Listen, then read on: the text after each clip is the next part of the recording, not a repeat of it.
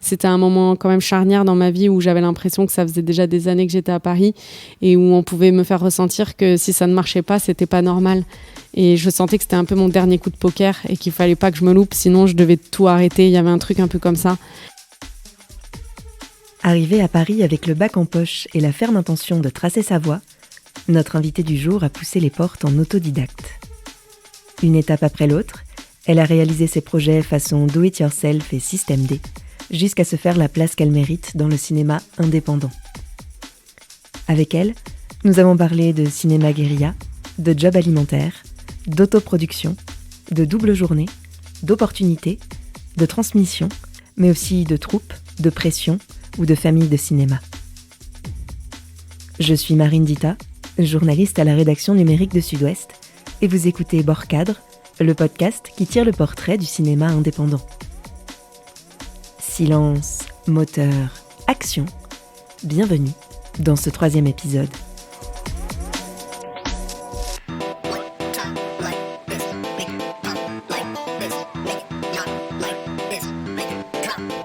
Et aujourd'hui, nous recevons Anaïs Volpe qui est venue nous raconter son parcours et son métier de réalisatrice. Bonjour Anaïs. Bonjour. Et pour mener l'entretien avec moi, c'est Victor Courjon, membre du comité de sélection du FIFIB, qui nous a rejoint. Bonjour Victor. Bonjour. Alors avant toute chose, Anaïs, est-ce que vous pouvez vous présenter, votre nom, votre prénom, d'où vous venez et en quelques mots, en quoi consiste votre métier ? Je m'appelle Anaïs Volpe, donc, et je suis réalisatrice, scénariste et comédienne. Et je suis originaire à la base de Toulouse, mais ça fait maintenant 15 ans que je vis à Paris, où j'exerce du coup ma profession. Et voilà, je suis là au FIFI pour présenter mon nouveau film. Réalisatrice, est-ce que vous pouvez nous expliquer en quoi ça consiste exactement pour les gens qui ne seraient pas familiers des métiers du cinéma ? Réalisatrice, ça consiste à réaliser un film, être derrière la caméra, mettre en scène un film et gérer toute une équipe d'acteurs et les chefs de poste qui sont à la technique, tels que par exemple le chef opérateur ou la chef opératrice, c'est-à-dire la personne en charge de gérer la caméra, tenir la caméra, gérer la lumière d'un film. La réalisatrice, elle est là aussi pour gérer les acteurs, toutes les équipes et mettre sur pied en fait un film. Alors, on va remonter un peu le temps et comprendre un peu comment tout a commencé, votre intérêt pour le cinéma. Est-ce que vous vous souvenez de vos premiers coups de cœur cinéma ou des premiers moments qui ont éveillé votre intérêt pour le cinéma ? C'est marrant parce que moi, c'est plutôt le théâtre qui m'a amenée au fur et à mesure ici. Donc, c'est vraiment ma première passion, c'est vraiment l'art vivant sur la scène, le fait de créer en troupe, en bande, avec d'autres acteurs, raconter une histoire tous ensemble dès le plus jeune âge, quoi. Donc, c'est vraiment, vraiment ça qui a éveillé mon envie, en tout cas, de raconter des histoires. Et je ne savais pas encore à l'époque que ce serait via un jour le cinéma, mais c'est vraiment ça, ce feu-là qui m'a amené au cinéma plus qu'un film, finalement. Vous avez passé votre enfance et votre adolescence à Toulouse. Du coup, quand il a été question de s'orienter après le bac, c'est d'abord vers le théâtre que vous vous êtes tourné, à Toulouse ou ailleurs ? Voilà, en fait, à 17 ans, je suis venue à Paris. Au départ, c'était dans le but d'intégrer une école de théâtre et une fac d'histoire du théâtre et de mise en scène. Et très vite, j'ai arrêté ces études au bout de quelques mois. Donc, je n'ai absolument pas terminé les cursus. Et très vite, j'ai été plutôt amenée à apprendre à travailler sur le terrain, soit en tant que comédienne, soit en tant qu'assistante réalisateur sur divers projets, notamment de courts et moyens métrages et de clips. Et donc voilà, du coup, je ne suis pas passée par la case études supérieures après le bac que j'ai passé à Toulouse en 2006 et juste après, je suis venue à Paris. Donc là, vous êtes à Paris, vous avez arrêté vos études, vous assistez à quelques tournages. À ce moment-là, dans votre tête, la prochaine étape, c'est quoi ? Un jour, j'ai vu une affiche dans la rue du Mashup Film Festival qui se passait au Forum des Images. C'était en 2012. Et je voyais qu'on pouvait apprendre à monter en ligne pour faire des petits films et les poster en fait directement sur la plateforme du Forum des Images. Et je me suis intéressée à ça et j'ai eu envie de voir ce que c'était. Et j'ai appris à monter en ligne au travers de ce concours. Et j'ai posté un petit court-métrage qui s'appelle Mars ou Twix et qui est toujours en ligne d'ailleurs encore sur Internet. Et ce petit film a beaucoup tourné. Et je me suis surtout découverte une passion pour le montage. À partir de là, j'ai eu envie de vraiment monter chez moi le soir. Donc, je demandais à l'époque à des amis de me prêter des caméras, des smartphones, parce que j'en avais pas à l'époque, et pour filmer, pour juste avoir de la banque vidéo chez moi. Et le soir, je rentrais et de temps en temps, j'aimais bien faire du montage avec cette matière et un petit peu de voix off, parce que je n'avais pas à l'époque de quoi prendre du son quand je filmais. Donc, c'était un petit peu la voix off, c'était ma solution de secours. Et je me suis mise à fabriquer des petits films comme ça, de 2-3 minutes. C'est comme ça que j'ai commencé à m'intéresser, en tout cas, à la fabrication des films. Ces films-là, est-ce qu'ils sont montrés ou vendus quelque part ? Vous commencez à envisager de pouvoir en vivre, ou vous conservez une voie professionnelle parallèle ? En fait, la passion du montage a été si forte que d'un coup, j'ai eu envie de... C'est vraiment devenu un truc, une vraie passion, une vraie envie de continuer. Donc, c'est-à-dire que quand j'ai commencé à faire ces petits films de 3 minutes, je les mettais sur Internet, je les envoyais parfois dans des festivals tels que, par exemple, le Mobile Film Festival, enfin des festivals qui étaient en phase avec ce genre de format-là, on va dire, des tout petits trucs de 1 minute, 2-3 minutes. Et ensuite, j'ai voulu créer une sorte de série de ces petits films. En parallèle, il y a une production qui a voulu m'aider pour produire un premier court-métrage de 20 minutes. Donc là, j'ai travaillé avec une équipe, j'ai fait un premier court-métrage de 20 minutes qui s'appelle Blast, qui a été sélectionné en festival et qui a gagné notamment un prix dans un festival franco-chinois, et j'ai été invitée par l'ambassade de France en Chine. C'était en 2013. Et une fois sur place, l'Institut français de Pékin m'a donné une bourse pour que je puisse travailler sur des nouveaux projets artistiques. Et donc, en fait, de fil en aiguille, ça se passait comme ça. Les portes s'ouvraient de plus en plus au fur et à mesure que je fabriquais aussi en parallèle. Et en parallèle à tout ça, je ne faisais pas du tout d'autres professions, mais en tout cas pas par vocation comme le cinéma ou le théâtre, mais je faisais beaucoup de jobs alimentaires. Voilà, j'en ai fait de mes 17 ans jusqu'à là, il y a 2-3 ans à peu près. Donc vraiment sur une période de 13 ans à peu près, j'ai jamais arrêté de jobber en parallèle. D'accord, donc il y avait la vie le jour avec des jobs alimentaires, et après tout le travail de création, montage, etc. Double journée pendant des années, ouais, c'est vrai. D'un côté, vos films reçoivent un bon accueil, ils sont accompagnés, ils deviennent plus ambitieux. De l'autre, vous cumulez les jobs alimentaires pour pouvoir gagner votre vie. Est-ce qu'il y a eu des moments pendant cette période de découragement, ou au contraire des retours de gens qui vous ont toujours donné envie de persévérer ? Mais je dirais que ça rejoint un petit peu tout ce que vous dites. Il y a eu un mix de tout ça, effectivement. L'envie de faire des choses de plus en plus longues, oui. Donc, il y a eu ce fameux court-métrage de 20 minutes. Et quand je suis rentrée de Chine, j'ai décidé de faire un projet cross-média qui s'appelle ACE, qui avait été présenté d'ailleurs au FIFIM en 2016. Et c'est un projet que j'ai autoproduit et qui est composé d'une série de 5 épisodes, un long métrage d'1h30 et une installation artistique. Et les 3 volets sont à la fois complémentaires et à la fois complètement indépendants. À ce jour, il y a des gens, ils ont vu qu'une seule partie du projet et ils comprennent très bien, ils n'ont pas besoin de voir les 2 autres pour comprendre. D'autres ont vu les 3 volets et ont découvert des choses différentes sur les personnages à chaque fois.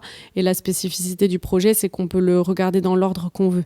Il n'y a pas du tout d'ordre spécifique. Ça a été écrit de telle manière à ce qu'on puisse vraiment le regarder dans n'importe quel ordre. Et ce projet, bien sûr, m'a pris du temps parce qu'en plus, je l'ai autoproduit. J'ai dû le fabriquer peut-être pendant 2 ans, à peu près, de l'écriture jusqu'au montage, jusqu'à la fin de la post-production même. Donc il y a eu beaucoup parfois de découragement parce que travailler dans sa chambre en faisant des jobs à côté, il y a eu plein de fois où je me disais que si ça se trouve, je faisais ça pour rien et que ça ne marcherait jamais. Mais il y a toujours des moments d'éclaircie, comme vous disiez aussi, il y a des moments où il y a quelque chose qui, le travail paye. Et je me souviens notamment que le long métrage, la partie long métrage, parce que j'envoyais parfois les volets ensemble dans des lieux artistiques ou des festivals quand ça pouvait correspondre à ce qu'ils cherchaient. Mais parfois, les festivals de court-métrage, je n'envoyais que la série. Les festivals plutôt de long-métrage, j'envoyais que le long. Voilà. Et le long-métrage a été sélectionné en 2016 au Los Angeles Film Festival en compétition internationale et où toute l'équipe du film a été invitée à l'époque. Et je me souviens que c'était un truc de fou pour nous puisque forcément, ça avait été fabriqué tellement en DIY, de manière très artisanale, sans argent. J'avais autoproduit tout le projet avec 3 000 €. Comment on produit un film, un long métrage qui va être diffusé en salle, qui peut être sélectionné en festival avec 3 000 €? C'est-à-dire que quand on dit autoproduction, de fait, c'est que chaque personne qui a participé au film de manière bénévole, évidemment, du coup, est de fait un petit peu autoproducteur aussi, du projet, du fait que les personnes qui ont participé gratuitement sont aussi investies dans ça d'une certaine manière. Et aussi, c'est faire beaucoup de choses finalement techniques. Moi, je me suis retrouvée à faire beaucoup de pôles, pas parce que je voulais tout faire, mais parce que je pouvais pas ne pas prendre des gens sans les payer, etc. Donc, ça demande de trouver une équipe très soudée qui va vous accompagner jusqu'au bout déjà. Et après, aujourd'hui, je trouve qu'on est quand même dans un moment où, avec certaines caméras, certains appareils photo, certains même iPhone, aujourd'hui, on peut, si on veut, même avec pas grand-chose, raconter une histoire de cinéma. Et ça, c'est la grande richesse quand même de notre époque à nous par rapport à avant où le matériel, c'était quand même beaucoup plus compliqué. Aujourd'hui, on a tous un ami qui a une caméra, qui peut nous prêter, etc. Donc, ça a été beaucoup de débrouille. Voilà. Beaucoup de gens aussi qui ont voulu nous aider sur ce projet, parfois même en post-production, en nous prenant vraiment très très peu, en étant OK pour nous aider 1 ou 2 jours, en nous prêtant telle salle, tel truc, tel micro. Voilà, c'était beaucoup de choses comme ça. D'accord, donc effectivement, la sélection à Los Angeles, c'était un aboutissement de l'investissement collectif pour la réalisation de ce film. Ça fait partie de ces moments qui, après, vous ont ouvert des portes pour la suite. Oui, bien sûr, ça m'a complètement ouvert des portes puisque du coup, j'ai quelques boîtes de production qui ont commencé à me contacter pour qu'on se rencontre. Et c'est comme ça, notamment, que j'ai rencontré la productrice qui allait devenir aujourd'hui la productrice qui a produit mon nouveau long-métrage, donc Caroline Nataf. Voilà. Donc c'est aussi au travers de tout ça, je pense au début, quand on vient pas de ce milieu et qu'en plus on n'est pas passé par la case école et encore moins la case école reconnues par l'État, telles que, par exemple, des écoles prestigieuses comme la FEMIS, entre autres, on a intérêt à fabriquer et à envoyer en festival pour se faire aussi connaître et s'auto-ouvrir une porte, en fait. Il faut beaucoup fabriquer pour forcer un peu les portes et forcer les rencontres et se faire connaître aussi par son travail et pas juste par un mot de demande d'aide ou quelque chose comme ça. Est-ce que tout s'est passé au Festival de Los Angeles ou est-ce que les festivals français ont eu leur importance et notamment votre passage ici au FIFIB ?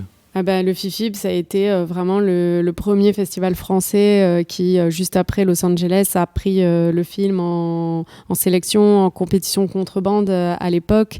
Et c'était vraiment notre première française à Bordeaux en 2016 avec toute l'équipe. On était venus en bande et c'était vraiment un souvenir vraiment très très beau. Moi, j'étais très contente de montrer le film en France. C'était primordial même pour moi.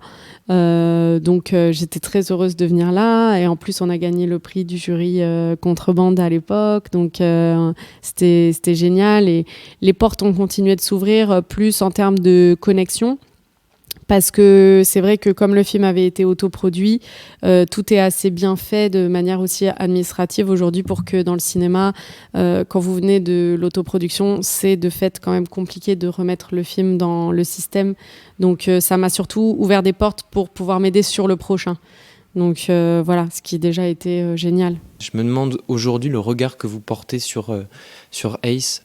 Si vous revoyez votre film, qu'est-ce que vous vous dites ? Parce que c'est quand même... Il y a peu de gens qui ont fait un tel travail de manière aussi complète sur un projet artistique que vous, avant de réaliser un long-métrage produit institutionnellement. C'est marrant parce que du coup, je le regarde plus du tout. C'est vrai, j'ose pas le revoir. Je pense que je le reverrai avec plaisir un jour, peut-être dans des années. Je n'ose pas le revoir parce que j'ai peur de pas l'assumer du tout, en fait. Mais aussi parce qu'il correspond. C'est vrai que quand j'ai commencé à écrire ce projet, j'avais 23, 24 ans, le temps de le faire. J'ai dû avoir à peu près 25, 26 ans et il est sorti, je devais avoir 27 ans à peu près. Et je pense qu'il y a un truc où parfois je ressens un petit peu que c'est peut-être un projet de quelqu'un qui l'a fait dans la vingtaine. Voilà. Et en plus, j'utilise beaucoup la voix off, c'est ma voix, etc. Donc, j'ai pas trop de distance, moi, quand je le vois. Je sais pas trop si je me rends compte à l'époque de ce qui a été fait. En fait, c'est vrai que c'était une telle nécessité de toute façon. Moi, c'est vrai que ça me brûlait tellement de raconter cette histoire à l'époque, de le faire avec des gens qui m'inspirent, des acteurs qui m'inspirent. On était vraiment une troupe. C'était vraiment très agréable de travailler comme ça. Je garde un souvenir de Ace d'une époque vraiment très belle, quoi. Étrangement, c'est peut-être une des périodes où j'ai le plus galéré financièrement, même à me faire comprendre par mes proches, parfois même ma famille qui m'a envoyé énormément d'amour, évidemment, mais c'était un moment quand même charnière dans ma vie où j'avais l'impression que ça faisait déjà des années que j'étais à Paris et où on pouvait me faire ressentir que si ça ne marchait pas, c'était pas normal. Et je sentais que c'était un peu mon dernier coup de poker et qu'il fallait pas que je me loupe, sinon je devais tout arrêter. Il y avait un truc un peu comme ça. Et du coup, j'en garde. C'est vrai que c'était dur parce qu'il a été fait dans un moment parfois difficile. Et puis, je travaillais au café. Je me souviens, dans un service d'hôtel au petit déjeuner. Tous les matins, je me levais très tôt. Je faisais le service de 6h du matin jusqu'à 13h. Et l'après-midi, on tournait. Et du coup, le soir, je dérochais et je faisais ça comme ça pendant des jours. Mais malgré tout, il y avait une telle fougue avec toute l'équipe et tout. Il y avait un truc tellement fédérateur que ça a été une de mes plus belles expériences. Et on sent beaucoup ça quand on voit Ace, le plaisir qui a été pris et la persévérance et les efforts qu'il a fallu pour mener le projet à son terme. Mais il y a beaucoup de plaisir et je me demandais votre ressenti sur la construction, le tournage d'Entre les vagues. Donc, qu'on rappelle, a été présenté à la quinzaine des réalisateurs cette année. Et donc, est-ce que vous avez pris autant de plaisir que pour fabriquer Ace, qui était vraiment un film de bande ? C'était autre chose. C'était vraiment d'autres challenges, quoi. C'est-à-dire que sur Entre les vagues, je suis arrivée là, voilà, complètement entourée déjà par ma productrice, par cette boîte de production, par ses partenaires financiers qui nous ont accompagnés, qui ont cru en le projet. Et toutes ces croyances, finalement, de gens qui m'accompagnaient, ça m'a autant fait du bien que ça m'a mis une pression énorme que je n'avais pas du tout sur Ace. Et cette pression, bien sûr, il a fallu apprendre à la gérer parce que moi, ça m'a vraiment fait énormément peur. Du coup, sur Entre les vagues, j'ai ressenti beaucoup de peur, en fait. J'avais peur de ne pas y arriver, de m'être finalement peut-être même menti à moi-même pendant toutes ces années, de me dire mon rêve, c'est de réaliser un film. Et en fait, de finalement me rendre compte dès le premier jour de tournage que je n'y arriverais peut-être pas du tout. Il y avait un truc comme ça... immense et vertigineux que j'avais tellement peur de ne pas réussir à faire que ça m'en donnait le tournis, quoi. Après, par contre, ce qui était de très très agréable sur Entre les vagues, c'était d'être accompagnée par une vraie équipe pour la première fois, sentir que j'ai pas à penser à toutes les choses techniques qui sont quand même extrêmement épuisantes dans l'autoproduction, quand on doit tout le temps trouver des systèmes de débrouille en système D, tout le temps. Parfois se faire prêter des disques durs pour sauver les rushs, etc. Là, il n'y avait plus ce genre de problématique et je pouvais vraiment me concentrer sur l'artistique, sur vraiment la gestion humaine d'une équipe, sur la direction des actrices, des acteurs. Et ça, c'était un plaisir immense et j'avais l'impression qu'en étant aussi entourée de cette équipe formidable, de toutes ces personnes si investies dans le film, qui ont beaucoup donné, j'en suis tellement reconnaissante auprès de chacun d'entre eux. Enfin, ils m'ont tellement aidée aussi dans cette traversée et j'avais confiance en leur talent. Enfin, tous ces chefs de poste, tous ces acteurs et ces actrices, qu'il y avait un truc où j'avais la sensation de pouvoir aller plus loin que Ace. Ace, je me sentais, oui, moins de pression, plus libre. Et puis, si par exemple, il y avait un problème au niveau du tournage, on pouvait retourner le lendemain. Il n'y avait pas de pression en soi. Mais par contre, je sentais que n'étant pas accompagnée par les grosses institutions, ce serait plus compliqué par la suite d'aller plus loin. Il y avait toujours ce truc un peu, cette frustration. Et alors, vous disiez tout à l'heure que vous aviez commencé à réfléchir au projet de Ace à 23 ans, que vous vouliez écrire cette histoire, et la raconter, qu'elle avait abouti quelques années plus tard. Aujourd'hui, qu'elle est sortie, vous avez fait un nouveau film derrière. Qu'est-ce qui vous pousse à créer de nouveau ? Qu'est-ce que vous avez envie de raconter comme histoire ?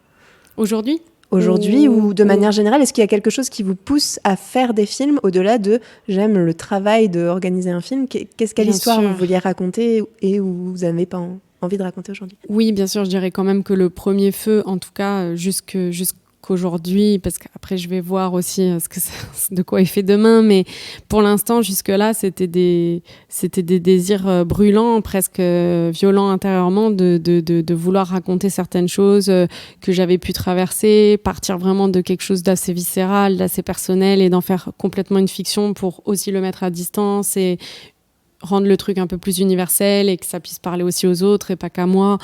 Voilà, donc je suis toujours partie d'un point de départ très personnel, autant sur Ace que sur Entre les vagues, sur des grands questionnements, sur des des peurs que je peux avoir, sur des hommages que j'ai envie de rendre. Enfin, voilà, donc c'est vraiment ça qui m'inspire au départ.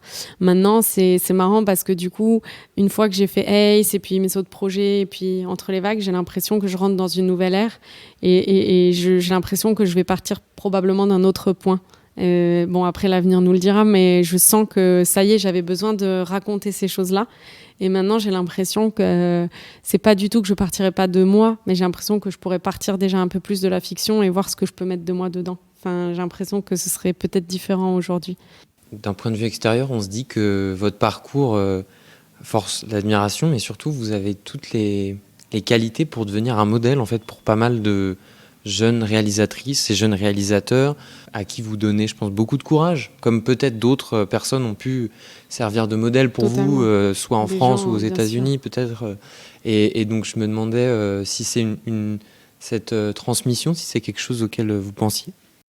Eh ben, pas du tout, évidemment, je pensais pas du tout ça. Enfin, et je sais pas d'ailleurs. Enfin, je pense qu'il y a que les personnes extérieures qui peuvent peut-être, voilà, remarquer ça ou le penser. Ou voilà, moi, évidemment, je suis trop à l'intérieur du truc et parfois, je reçois de temps en temps des messages très gentils, oui, de jeunes réalisatrices, réalisateurs qui je me rends compte finalement ont suivi un petit peu ce parcours et ont suivi aussi la série de documentaires que j'ai co-réalisée avec Alexandre Desanne qui s'appelle Dans la jungle avec un petit couteau à beurre et qui est sur plein de parcours de gens autodidactes dans divers domaines et métiers. Et je me rends compte que ça a pu effectivement aider certaines personnes de voir ça. Tout comme vous le dites si justement, moi, il y a eu beaucoup de gens qui m'ont donné ça aussi à un moment donné. Et c'est vrai que, par contre, par rapport à moi, je pense pas, moi, véhiculer ça pour les autres parce que ça me paraît...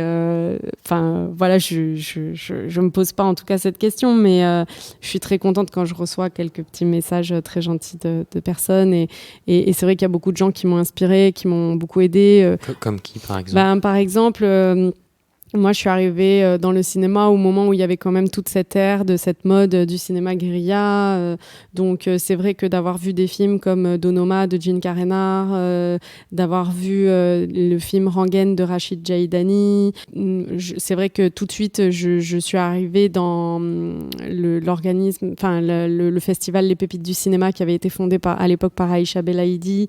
C'est vrai que Les Pépites du cinéma, c'était un truc où on sentait qu'on nous encourageait à, si on avait quelque chose à dire, on pouvait prendre une caméra et juste certains acteurs qui ont envie de jouer et ils nous disaient allez-y, faites. Je me souviens d'Aïcha Belaïdi qui a été vraiment une personne très importante à un moment donné dans mon parcours parce que je me souviens elle a pris Blast en sélection donc mon premier court-métrage dans son festival et elle croyait beaucoup en nous et je me souviens on était des jeunes réals tous à l'époque et elle croyait beaucoup en nous. Et ça nous a fait du bien de rencontrer des gens voilà, comme ça qui nous donnaient confiance, qui nous donnaient un petit peu de fuel. Donc après, bien sûr, il y a des grands artistes internationaux qui m'inspiraient, dont les parcours m'inspiraient. Voilà. Mais c'est vrai que l'étape des pépites du cinéma a été très importante pour moi. Alors vous avez réalisé des films dans lesquels vous avez joué, vous avez tourné, monté, diffusé, écrit des scénarios. Aujourd'hui, comment vous définiriez votre rôle de manière générale ? Est-ce que vous avez envie de vous concentrer sur une compétence spécifique ou est-ce qu'au contraire, cet aspect multitâche vous convient ? Je crois pas que j'ai envie de m'orienter vers quelque chose de plus spécifique et par ailleurs, d'ailleurs, j'ai arrêté depuis Ace de jouer dans mes projets. C'est vrai que dans Entre les vagues, j'apparais absolument pas à l'écran et c'est très bien comme ça. J'avais vraiment un désir de mettre en scène et absolument pas jouer. Et sur Ace, je pense que c'était vraiment pour des facilités de fabrication, comme c'était vraiment un projet qui d'abord avait été une série avant de devenir un long métrage et dans lequel j'avais inclus beaucoup ma voix off. C'était plus simple quand je l'ai transformé en long métrage plutôt que de tout recommencer à zéro parce que j'intégrais certaines parties de la série dans le long métrage, de finalement interpréter jusqu'au bout ce personnage. Et c'était même pas dans un désir de me mettre en scène à l'époque, je me souviens. C'était vraiment pour des facilités de fabrication. Donc j'ai pas envie aujourd'hui de choisir un domaine et même si demain je sais pas, le cinéma pour l'instant, ces choses-là, j'ai eu envie de les raconter à travers le film, mais peut-être que dans X années, ou je sais pas, j'aurais pas envie de les raconter à travers le film. J'aurais envie, je sais pas, de les raconter à travers un livre ou autre, ou la photo. Ou voilà, je me mets pas de barrières ou de manière générale, j'aime pas trop déjà de base, je crois, rentrer dans des cases. Et c'est vrai que on est quand même un pays, voilà, on le dit souvent, mais c'est vrai, quoi. On aime bien dire tiens, mais qu'est-ce qu'il fait lui, enfin c'est quoi sa spécificité finalement, tu vois, comme si tout ça était un peu hystérique de tout faire, alors qu'en fait je crois que parfois on fait tout pas parce qu'on veut tout faire, c'est juste que c'est passionnant aussi parfois de toucher un peu à tout, je sais pas, de switcher de domaine, voilà, de se laisser cette liberté en fait. Des courts-métrages tournés seuls avec 3 fois rien, un long-métrage, Ice, réalisé en bande, en autoproduction, avec peu de moyens, et aujourd'hui, Entre les vagues, un film réalisé de manière plus classique, accompagné par une équipe professionnelle. Vous avez travaillé de quasiment toutes les manières possibles. Aujourd'hui, selon vous, qu'est-ce qui fait un cinéma indépendant ou un film indépendant ? Ah, c'est une bonne question et je sais pas si je pourrais répondre à ça parce que aujourd'hui on dit quand même du cinéma indépendant que c'est quand même du cinéma produit, que c'est du cinéma à petit budget, mais que c'est du cinéma quand même produit dans les règles de l'art. Et moi j'ai l'impression déjà de base de ne pas venir du cinéma indépendant, de venir plutôt de ce qu'on appelle grossièrement le cinéma guérilla, qui est vraiment le cinéma plus que fauché, complètement fait en dehors des institutions, etc. Donc, je sais pas, le cinéma indépendant, je le vois comme quelque chose d'assez artisanal. Enfin, c'est plutôt le cinéma d'auteur, j'imagine, mais je sais pas. Je sais pas si je peux répondre à cette question. Aujourd'hui, avec le recul sur votre parcours depuis que vous êtes arrivé à Paris, avec peut-être pas du tout ce projet à la base, est-ce qu'il y a des choses que vous feriez différemment ? Oh, certainement. En fait, j'ai mis 15 ans, par exemple, à faire, à présenter aujourd'hui un premier long métrage produit, qui a fait une première, du coup, à la quinzaine, que je vis maintenant de l'intermittence du spectacle, que je commence à gagner ma vie bien. Enfin, je veux dire, oui, j'aurais adoré peut-être avoir plus de réseaux et de connexions qui font que je m'épuise moins, par exemple dans les jobs alimentaires, les choses comme ça, et que ça aille peut-être parfois un peu plus vite.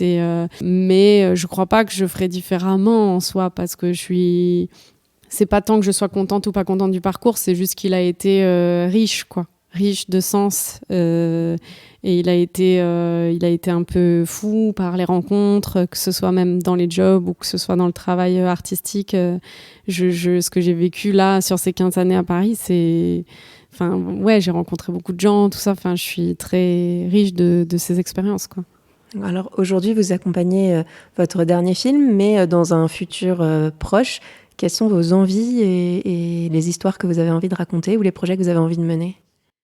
J'ai toujours des envies de cinéma pour l'instant. J'écris pas mal de choses, d'idées, mais c'est encore à un stade extrêmement embryonnaire. C'est vrai qu'il y a encore un an, on finissait à peine le tournage de mon nouveau long métrage. J'ai terminé le film en juin, juste avant Cannes. Ensuite, là, maintenant, il a vraiment enchaîné en festival. En fait, je me suis toujours pas posée depuis quasiment 1 an et demi, depuis le début de la préparation du tournage. Et c'est vrai que pour l'instant, les nouvelles idées, tout est encore assez embryonnaire. J'ai bien sûr beaucoup d'envie. Et j'aimerais aussi travailler au théâtre, mettre en scène. C'est quelque chose qui m'intéresse énormément. Voilà. Et c'est pas que je veux pas en parler, c'est que même moi, j'arrive même pas à m'en parler encore des nouveaux projets. Et c'est encore très, très frais dans ma tête. Et peut-être un mot sur Entre les vagues qui, quand même, quand les gens le verront, ils pourront se rendre compte à quel point toutes les choses que vous avez énoncées sont aussi présentes dans le film, dans l'histoire du film, dans son énergie et dans quelque chose que je pense que vous avez su transmettre aux comédiennes qui sont vraiment formidables, Déborah Lukumwena et Souheila Yacoub. Est-ce que c'est des gens avec qui vous pouvez constituer une nouvelle bande sur un plateau de cinéma ou sur des planches d'un théâtre peut-être ? En tout cas, ce qu'il y a de sûr, c'est que c'était un vrai bonheur de pouvoir à la fois mixer toute cette famille que je m'étais constituée dans le cinéma vraiment plus qu'indépendant, voilà, guérilla.